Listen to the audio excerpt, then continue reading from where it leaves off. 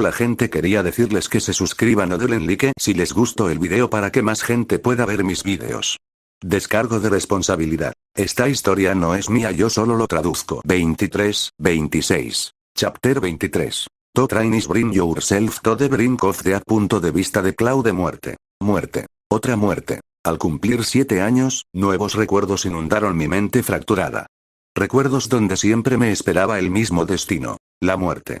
Por muchas repeticiones que viviera, me mataban. Esta es la historia de mi tercera encarnación, la versión de mí que murió destrozada por los monstruos que acechaban en esa mazmorra maldita, o por mi propia mano cuando el sufrimiento se volvió demasiado insoportable. Mi joven mente, apenas comenzando a comprender el concepto de entrenamiento, no pudo evitar estremecerse ante las criaturas de pesadilla que me aguardaban. Los recuerdos eran viscerales. Piel desprendiéndose de los músculos, órganos desgarrándose, huesos astillados entre enormes mandíbulas. Las sensaciones fantasmales persistían incluso después de despertar. Tengo miedo. No importaba cuán impactante fuera mi primera encarnación, ni cuán astuta la segunda, cada noche durante un año reviví 345 muertes diferentes. Cada una me provocaba nuevas pesadillas. La incalculable cantidad de dolor y trauma me alcanzó a través del tiempo, haciéndome gritar en la oscuridad. Claude. ¿Qué ha pasado? Papá corría a mi habitación cada vez que me asaltaban estas pesadillas. Sus manos callosas me palmeaban la espalda con suavidad mientras yo temblaba bajo las sábanas empapadas de sudor. El familiar aroma a metal y fuego de forja se le pegaba, un ancla a esta realidad. No podía hablar. Las palabras se me quedaban atrapadas en la garganta, oprimidas por el miedo. Mi respiración empezaba a estabilizarse bajo sus palmaditas rítmicas, y yo empezaba a emerger de la niebla del terror. Pero entonces, la sensación de ser devorado vivo regresaba, la carne daba paso a los colmillos, mis gritos resonaban en profundidades cavernosas que nadie oía. Vómito. Tos. Vómito. No pude evitar expulsar todo lo que tenía en el estómago, el ácido me quemaba la garganta mientras mi cuerpo rechazaba el recuerdo de un dolor que en realidad nunca había experimentado. Mi padre fruncía el ceño con confusión y preocupación. Me hacía preguntas que no podía responder, mientras mi madre observaba desde la puerta, con la preocupación reflejada en sus ojos a la tenue luz de la lámpara. Pero las palabras se me quedaban atascadas, alojadas tras el nudo de miedo en la garganta. ¿Cómo podía contarles que soñaba con un futuro atrapado en una mazmorra? ¿Que tenía recuerdos de morir allí una y otra vez? ¿Cómo podía explicarles al ser divino que podía aparecer sin previo aviso para acabar con mi existencia? ¿Quién puede ayudarme? ¿Quién puede protegerme? ¿Estoy solo en este mundo? ¿Pueden los padres, por muy cariñosos que sean, proteger a sus hijos de la ira de un dios? Estos pensamientos me paralizaron, impidiendo cualquier camino para buscar ayuda y obligándome a recorrer el camino de la soledad. El peso del conocimiento de múltiples vidas se apoderó de unos hombros demasiado pequeños para soportarlo. Para mi 8º cumpleaños, las pesadillas de mi tercera encarnación, afortunadamente, se calmaron. Pero el trauma permaneció, grabado en mi alma. Sin embargo, mis otras encarnaciones, susurros de fracaso y fragmentos de sabiduría, me recordaban constantemente que debía entrenar, perseverar, sobrevivir a la calamidad que se avecinaba. No podía parar. No era solo mi vida la que pendía de un hilo. Los aldeanos, la dulce sonrisa de Zenith, el cariño brusco de Paul, la risa inocente de los niños, perecerían si yo fracasaba. Necesitaba sobrevivir. Necesitaba encontrar una salida. Los monstruos de la mazmorra y su carne envenenada representaban solo uno de los muchos obstáculos. No tenía ni idea de cuánto tiempo estaría atrapado allí, y mis posibilidades de sobrevivir parecían, en el mejor de los casos, minúsculas. Aún así, tenía que prepararme para todo lo que vendría. Bastardo. ¿Quién eres? ¿Te atreves a obstruir la entrega de nuestra mercancía? La voz del bandido atravesó el aire nocturno, áspera por la indignación. Sus compañeros se desplegaron a su alrededor, con sus armas brillando débilmente a la luz de la luna mientras intentaban atravesar la aldea. No solo estaban de paso. Sabía, por recuerdos fragmentados, lo que pretendían hacer. Permanecí en silencio, desenvainando la daga que yo mismo había forjado. El metal reflejó la luz, una astilla de intención mortal. El peso se sentía bien en mi mano. Una de las pocas cosas que lo hacían. Con un juego de pies practicado hasta el agotamiento, me moví. No con los movimientos torpes de un niño, sino con la precisión que me dan los recuerdos de vidas jamás vividas en esta línea temporal. Los ojos del primer bandido se abrieron de par en par, sorprendido, cuando me deslicé entre su guardia y mi espada le abrió la garganta de un tajo limpio. Sangre caliente me salpicó la cara, metálica y familiar. Uno a uno, cayeron. Algunos lograron blandir sus armas, rozándome los brazos o las piernas, pero mi menor tamaño y mi inesperada habilidad les hicieron perder la puntería. Cuando el último se desplomó, me quedé entre ellos, jadeando, mientras su sangre se mezclaba con la mía en el suelo del bosque. Tras asegurarme de que todos estaban neutralizados, me acerqué a la jaula donde guardaban a sus cautivos. La cerradura cedió fácilmente ante mi espada. Se acurrucaron dentro, hombres y mujeres con expresiones vacías. Sus ojos solo reflejaban desesperación, espíritus destrozados por la violencia y el cautiverio. Reconocí ese vacío. Lo había sentido en otra vida. De ahora en adelante, sus vidas son mías, declaré, con mi voz infantil extrañamente autoritaria en el silencio. No piensen en nada más que en seguir mis órdenes. Confíen en mí y obedezcan mis órdenes. Me miraron fijamente, sin verme. Esto no serviría. Necesitaba luchadores, no cascarones vacíos. Me acerqué y comencé a golpearlos, golpes calculados en sus cuerpos, dolorosos pero inofensivos. Continué hasta que alguien se defendió, hasta que alguien mostró un destello de ganas de vivir. Para quienes permanecieron pasivos, continué mi ataque hasta que otro cautivo intervino para protegerlos. Eso era lo que necesitaba. El instinto de protección, la responsabilidad por la vida de otro. Finalmente, un hombre se abalanzó sobre mí, con los ojos encendidos por una furia renovada. Retrocedí, dejando que la luz de la luna me iluminara de lleno. La sorpresa se reflejó en sus rostros al darse cuenta de que su torturador era solo un niño, más joven que muchos de ellos. Mientras te desesperas por tu destino, dije, con mi voz cortando la noche, otra persona se enfrenta a lo mismo que tú, o incluso peor. Este no es momento para que caigas en la desesperación. Mis palabras, de un niño menor que ellos, resonaron en el claro. Pude ver la confusión y la vergüenza en sus rostros. No estoy aquí para salvarte. No tengo nada que ver con tu vida. Todo está en tus manos. Defiéndete. Alcé la voz, con una convicción que no sentía del todo. Hazme el bien y recupera tu vida. Les di la espalda deliberadamente, a modo de prueba. Era el peor momento para alejarme de posibles enemigos, pero necesitaba saber si podían aprovechar la oportunidad. Un golpe sordo me hizo mirar atrás. Más de la mitad habían caído de rodillas, no en señal de derrota, sino de súplica. Sus ojos albergaban algo nuevo. Un propósito, por frágil que fuera. Entrénate, dijo uno de ellos, con la voz ronca por la falta de uso. Haznos lo suficientemente fuertes para que nunca más nos capturen. Los observé en silencio, ocultando mi alivio tras una mirada calculadora. Así fue como conseguí a mis primeros subordinados leales, no por bondad, sino por cruel necesidad. Otra pieza que encajaba para la batalla que se avecinaba. En mi mente, fragmentos de recuerdos susurraban sobre el desastre de la teletransportación que azotaría este mundo. Sobre el continente demoníaco y sus horrores. Sobre un dios que jugaba con las vidas como piezas de un tablero. Necesitaría a estas personas. Y ellas necesitarían la cruda verdad que les ofrecí. Que la salvación solo llega a quienes luchan por ella. Mientras los alejaba de la jaula que los había encerrado, sentí que el peso de sus vidas se sumaba a la carga que ya llevaba. Pero lo soportaría. Tenía que hacerlo, porque había muerto demasiadas veces como para tener miedo de fracasar otra vez.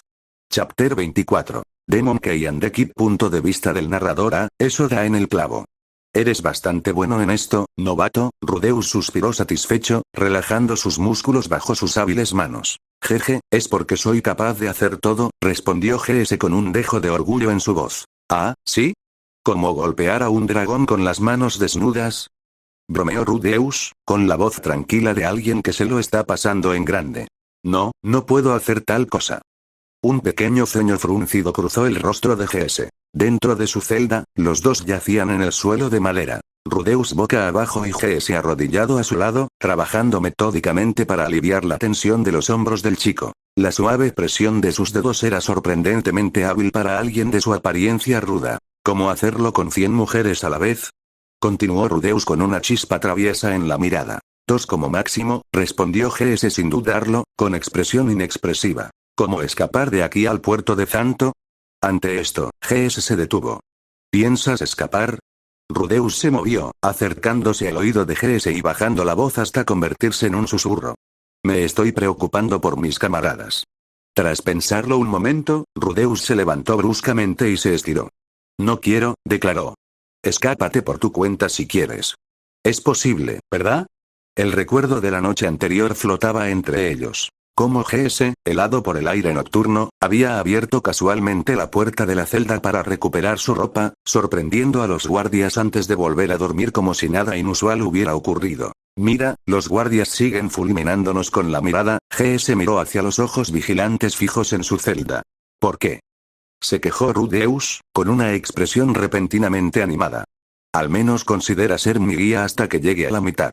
Los gansos se abalanzaron sobre él, agarrando la pierna de Rudeus, lo que hizo que el chico perdiera el equilibrio y cayera al suelo. Tengo algo que hacer. No importa si eres inocente, ¿verdad?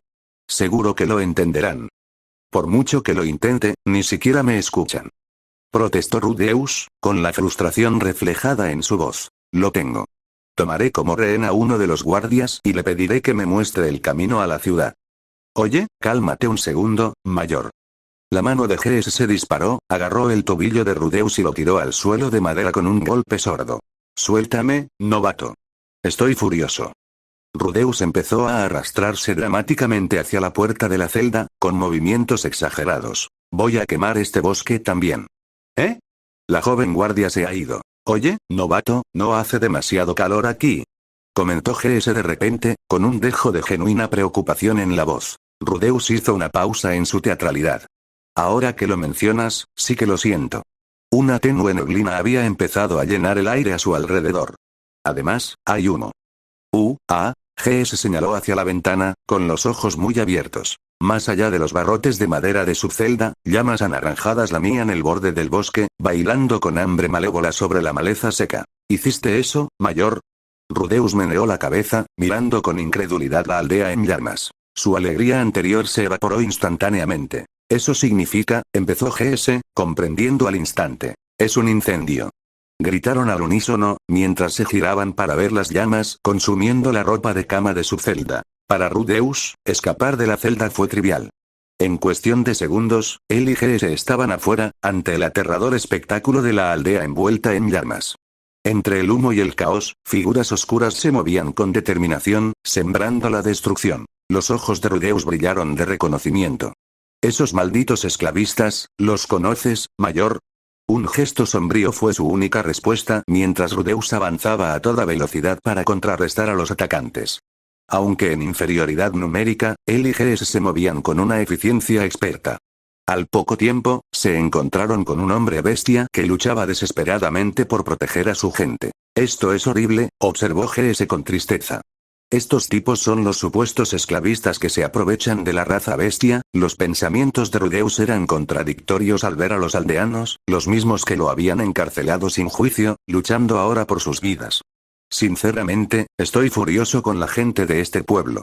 Me encerraron en prisión y se negaron a dejarme explicar. Pero el llanto de los niños mientras se los llevaban a rastras atravesó su resentimiento como un cuchillo. Esta escena, niños aterrorizados arrancados de sus familias, era demasiado perturbadora como para ignorarla. ¿Qué haces ahí parado? Vamos a ayudarlo.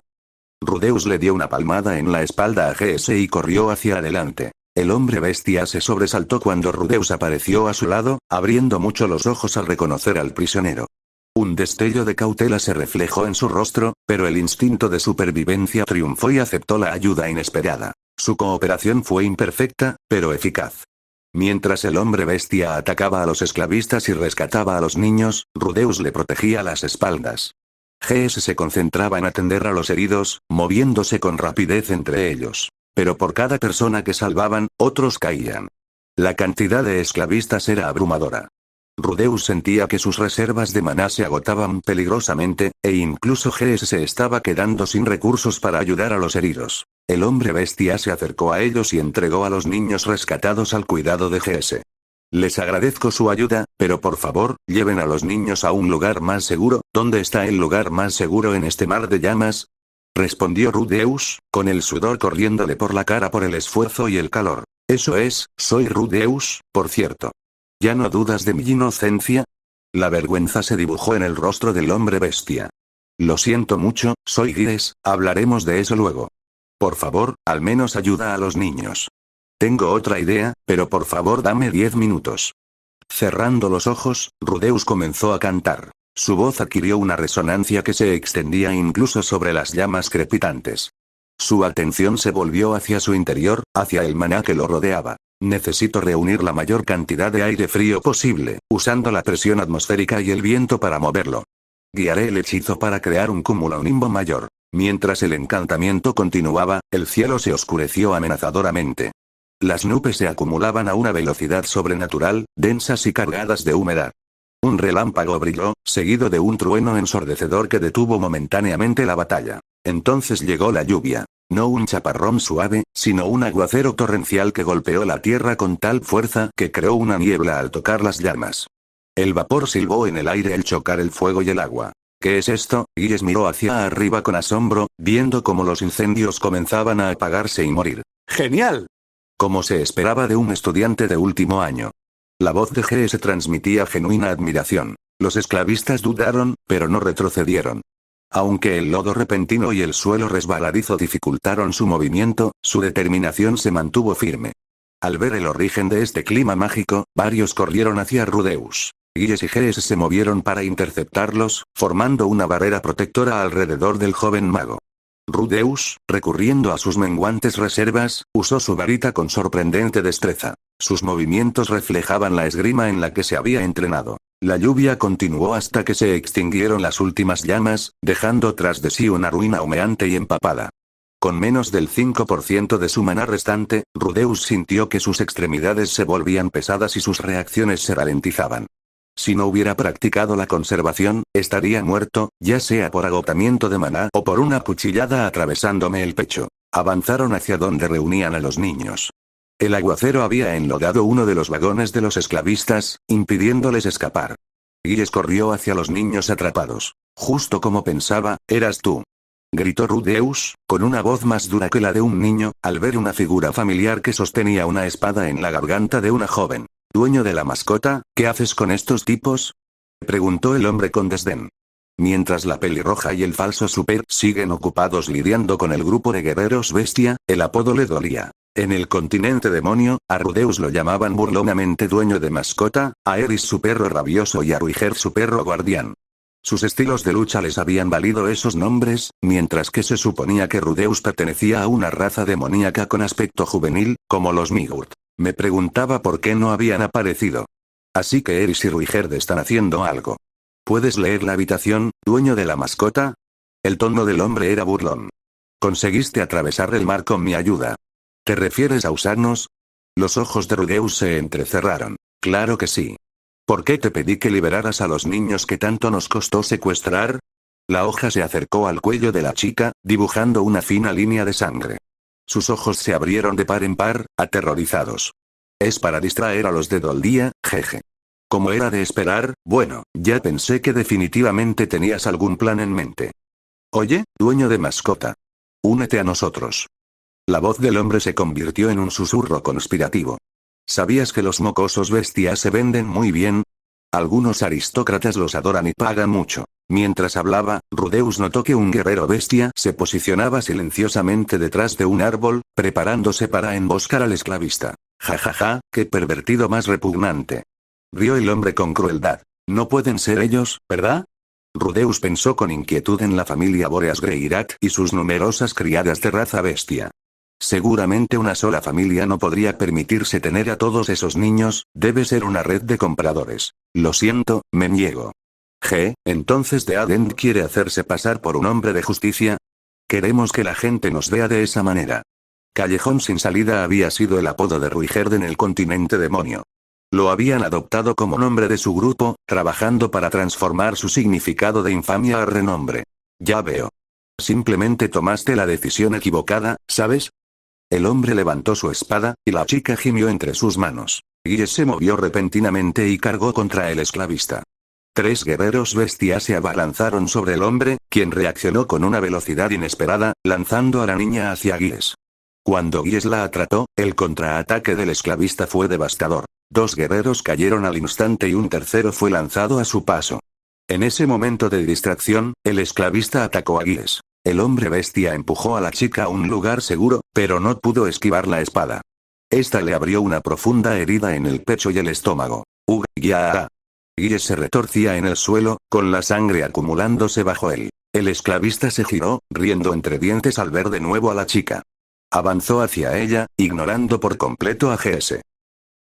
Mientras tanto, Claude emergió de las profundidades de la mazmorra, desorientado y buscando cualquier señal de civilización. El bosque que lo rodeaba era un territorio desconocido, nada que ver con las regiones que había recorrido en sus recuerdos fragmentados. ¿Dónde demonios está esto?, murmuró, estudiando la vegetación a su alrededor. A pesar del cansancio, su mente analítica catalogó cada detalle. Quizás aquí hay algo que encontré en otra vida. La fauna de esta zona parece más sana que la de la mazmorra. Por suerte, es un bosque. Aunque puedo asegurarme de que la flora no está envenenada como dentro de la mazmorra, no tengo ni idea de cuánto tardaré en encontrar la salida. Sus dedos rozaron la tierra húmeda, comprobando su consistencia. A juzgar por la flora y la humedad del suelo, este lugar a veces está empapado. Lo que significa que podría haber una inundación tarde o temprano. ¡Genial! Ahora necesito encontrar un terreno elevado y seguro para no ahogarme. Claude continuó su caminata por el bosque, con quejas que fluían en voz baja. A pesar de su irritación, cada paso tenía un propósito, guiado por instintos de supervivencia cultivados a lo largo de múltiples vidas. Oye, mayor. Eso no pinta bien. El hombre usó la esgrima al estilo norteño. Advirtió GS, señalando al esclavista que ahora sujetaba a la chica por el pelo. Sabes mucho para ser un mono cabrón, se burló el hombre. Ludeus luchaba por mantenerse en pie, con su maná casi agotado. GS, a pesar de todo su conocimiento, era prácticamente inútil en combate contra un espadachín experto. Ven a por mí, dueño de mascota, se burló el esclavista, apuntando a Ludeus con su espada antes de bajarla con teatral decepción. ¿O te acobardaste al ver eso y ahora piensas en pasarlo por alto, cobarde? ¿Qué cobarde, teniendo un rehén?, pensó Ludeus con amargura. Pero este tipo es fuerte, quizás debería pasarlo por alto. A diferencia de Ruiger, no soy tan justo como para arriesgar mi vida por niños que no conozco. ¿De verdad no vienes? ¡Qué aburrido!, dijo el hombre con desprecio. Muy bien, dueño de mascota. Contáctame cuando quieras si quieres acompañarnos. Ayúdame, gimió la niña en el idioma del dios bestia. Los ojos de Rudeus se abrieron de par en par. La súplica arrancó sus razonamientos, pero su cuerpo se negó a cooperar. El agotamiento lo aprisionaba como cadenas, amenazando con arrastrarlo a la inconsciencia. Desde atrás, GS gritó con voz cargada de incredulidad. ¿De verdad te parece bien? La niña gritó de dolor mientras el esclavista la arrastraba por el pelo. Rudeus y GS se quedaron paralizados por la impotencia. Entonces, como respuesta a una oración no formulada, apareció una bestia divina. Un perro que saltó de las sombras para atacar al esclavista. ¿Qué demonios? Aprovechando la distracción, Rudeus reunió sus últimos restos de maná y disparó una bola mágica contra el hombre. El impacto provocó que liberara a la chica, quien fue rápidamente rescatada por GS. Con ese último hechizo, las reservas de Rudeus se agotaron por completo. Se desplomó en el suelo, con el mundo girando a su alrededor. Con la visión borrosa, vio a la bestia divina a su lado, protegiéndolo. Bastardo. Lo has conseguido. El rostro del esclavista se contorsionó de rabia. El perro gruñó amenazante mientras GS corría al lado de Rudeus. Senpai, ¿estás bien? Ja, lo siento, Garus-san. Deathend no puede ser malvado. A pesar de su debilidad, la voz de Ludeus estaba teñida de orgullo. El esclavista, Garus, chasqueó la lengua, frustrado. Esta vez había venido preparado, con más hombres que nunca. Sus fuerzas ya habían asaltado con éxito una aldea élfica. Sus cautivos estaban siendo transportados cerca. Esta noche debería haber sido un triunfo. Un golpe devastador contra las razas élfica y bestial. El fuego pretendía incapacitar la resistencia e infundir miedo, pero en cambio, había atraído la atención. Pronto llegarían los caballeros élficos. Al percibir que su oportunidad se le escapaba, Garus se apresuró a atacar directamente a Ludeus. GS y la bestia divina lucharon desesperadamente para proteger al mago caído mientras este luchaba por recuperar siquiera un fragmento de su maná. Ja. ¡Qué niño tan divertido! Una voz atravesó el caos. Desconocida, pero con un peso de autoridad que exigía atención. Entonces se oyó un sonido como nunca antes habían oído. El chirrido de algo pesado que se arrastraba por la tierra, creando surcos. El ruido parecía provenir de todas partes a la vez, rodeándolos. Garus detuvo su ataque, girando la cabeza mientras intentaba localizar la fuente.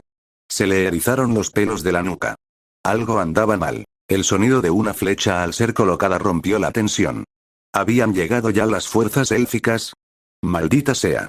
Retirada, gritó Garus. Pero al girarse para reunir a sus hombres, se quedó paralizado. Sus secuaces yacían desperdigados en el suelo, inconscientes, o peor. Oh, son tan débiles, observó una figura que sujetaba por el cuello al último secuaz consciente. Los ojos del esclavista cautivo se abrieron de par en par de terror al sentir que el cuello se le apretaba con más fuerza. Una mancha oscura se extendió por sus pantalones al perder el control de la vejiga.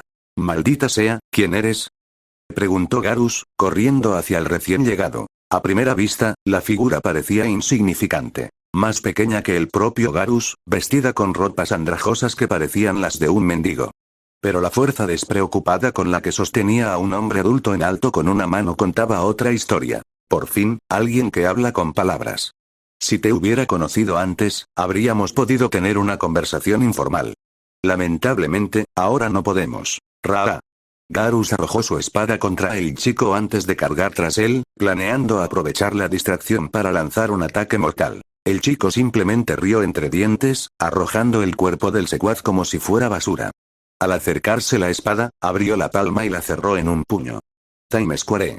Y desapareció. Garus se detuvo confundido y su arma arrojadiza solo encontró aire vacío. ¿A dónde miras? La voz vino desde atrás de él. Sin mirar atrás, Garus instintivamente se lanzó hacia adelante, rodando. Se había enfrentado a suficientes luchadores hábiles como para saber cuándo la retirada era la única opción. TCH, como se esperaba de un espadachín avanzado, seguro que piensas rápido, pero aún así, es demasiado tarde. Un calor extraño se extendió por el abdomen de Garus. No era lluvia, sino algo más. Al bajar la vista, vio su estómago completamente perforado. La herida era perfectamente circular, cauterizada en los bordes. Intentó hablar, pero la sangre llenó su boca. Garus, de hecho, había mostrado compasión por Ludeus en el pasado. Con más de 100 hombres a su mando, podría haber abrumado fácilmente al muchacho y a sus compañeros. En cambio, reconoció el potencial de Ludeus y lo perdonó, con la esperanza de convencer al joven y talentoso mago para que se uniera a su causa. Y Ludeus, a pesar de su odio, había reconocido esta deuda. Esta lo había frenado cuando se conocieron, creando una compleja jerarquía de obligaciones que le impedía actuar según sus instintos. Pero este recién llegado, este muchacho de ojos antiguos, no reconocía tales restricciones. La presión que emanaba de él igualaba o incluso superaba la del guerrero superdiano Touki. Había algo más aterrador en ello. Una sed de sangre que parecía personal, un misterio que trascendía las emociones humanas normales. Al perder la consciencia, Garus percibió vagamente que sus hombres eran incapacitados por las flechas élficas. Su último pensamiento no fue para ellos ni para su propia vida, sino para el beneficio que jamás reclamaría. Entonces la oscuridad lo tomó. «Oye, elfo. Déjame un poco.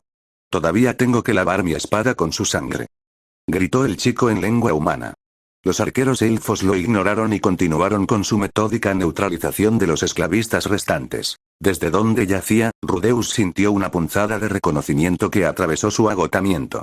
A pesar de su debilidad, se incorporó con brazos temblorosos, con la mirada fija en la figura que se acercaba. ¿Por qué estás aquí, Claude? Chapter 25. Reunión. Punto de vista de Ludeus. Cuando abrí los ojos, pude ver el hocico del perro frente a mi cara, su nariz húmeda presionando insistentemente contra mi mejilla. ¿Qué pasa? El mundo se aclaró lentamente, mis pensamientos aún dispersos como hojas en la brisa. El perro seguía lamiéndome la cara con cariño entusiasta, tratándome como un preciado manjar. Sentía como si mis extremidades fueran de plomo y mi cuerpo se negaba a responder adecuadamente mientras yacía allí, incapaz siquiera de empujar al animal.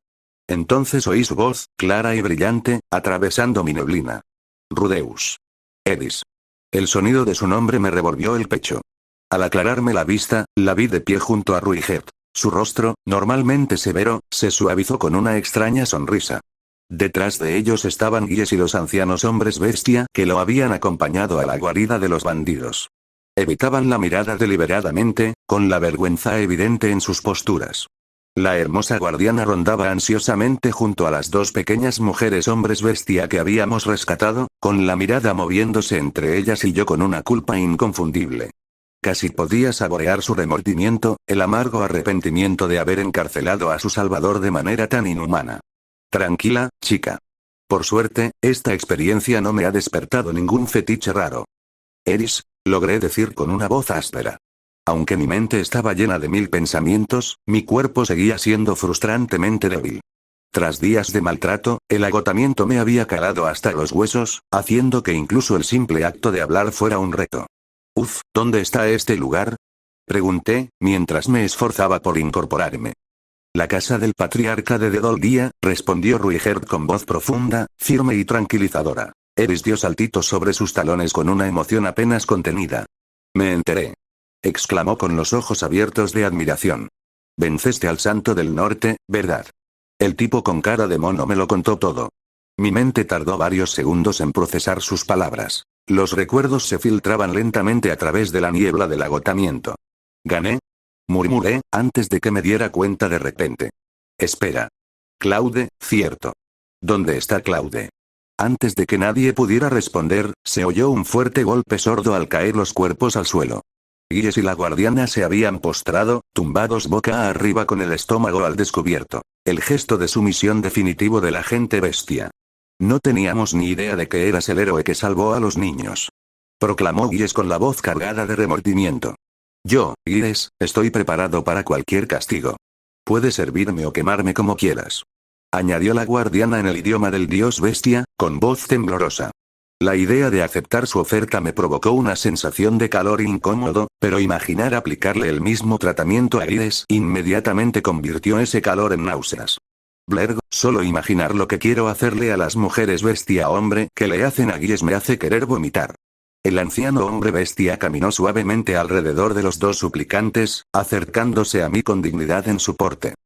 Señor Ludeus, como patriarca de Dedoldía, quisiera expresarle mi gratitud. Su rostro curtido se suavizó con una sonrisa genuina. Muchas gracias. Esas simples palabras de reconocimiento me sonrojaron. Quizás mi sufrimiento no había sido del todo en vano.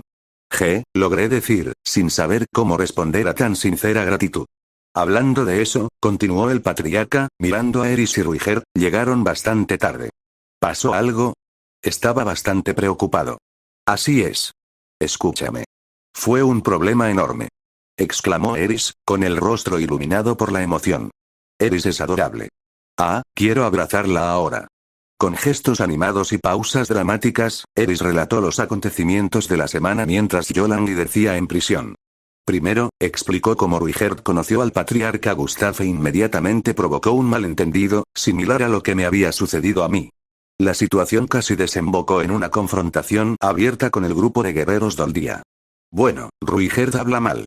Me lo imagino fácilmente. Tras resolver la confusión, unieron fuerzas para eliminar la red de contrabando restante, o mejor dicho, para exterminarla por completo. Su éxito casi fracasó cuando los funcionarios del puerto de Zanto los confundieron con los propios contrabandistas. Eris no había participado en la operación, pues se le había asignado la tarea de custodiar a los niños rescatados. Sin embargo, habló de los acontecimientos con gran entusiasmo, con los ojos brillantes y las manos agitando el aire para ilustrar su relato. Supongo que su sangre de Greirat se nota en momentos como estos, su historia me arrancó una sonrisa sincera, la primera que conseguí desde que desperté. Hablando de eso, dije, con la voz cada vez más fuerte, ahora que hemos llegado a la aldea de la bestia, tendremos muchas historias que contarle al resto de la familia Borreas. Bien. Se lo contaré al abuelo cuando lleguemos a casa. Eris sonrió radiante, casi saltando de la emoción. Quiero conocerlo cuanto antes. El momento de paz se hizo añicos cuando la puerta se abrió de golpe sin previo aviso, estrellándose contra la pared con un golpe que hizo que todos se estremecieran. Oh, la bella durmiente ya se despertó, Claude se encontraba en el umbral, recortado contra la luz que lo cubría. Algo en él era diferente. Una línea marcada y antinatural le recorría el brazo izquierdo. La piel allí, descolorida, era varios tonos más pálida que el resto de su tez bronceada. Su túnica sin mangas no ocultaba las heridas recientes y dolorosas que trazaban un doloroso recorrido por sus extremidades. ¿Qué te pasó, Claude? Pregunté, genuinamente preocupada a pesar de su entrada abrupta. Quiero decir, ¿por qué estás aquí? ¿Y qué tienen de malo todas tus heridas? Se apoyó contra el marco de la puerta y me estudió con ojos que parecían mayores que su edad. Muy bien, antes de responder a tu pregunta, ¿puedo preguntarte cuánto tiempo hace que no viajas? La pregunta me pilló desprevenido. ¿Qué quieres decir? Nos teletransportaron al continente demonio. Eris y yo. Acabamos de llegar al continente Milis hace una semana, y llevamos unos 7 meses allí, ya veo. La expresión de Claude se endureció, y una sonrisa amarga le torció los labios.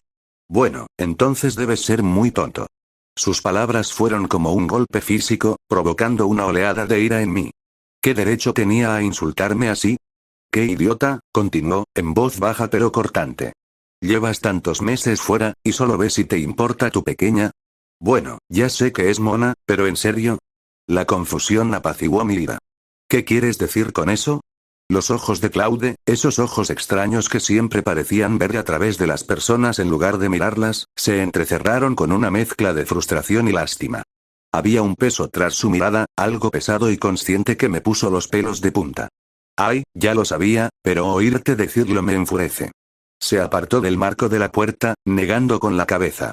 Ve y pregúntale a ese tipo con cara de mono, no soporto verte ahora mismo.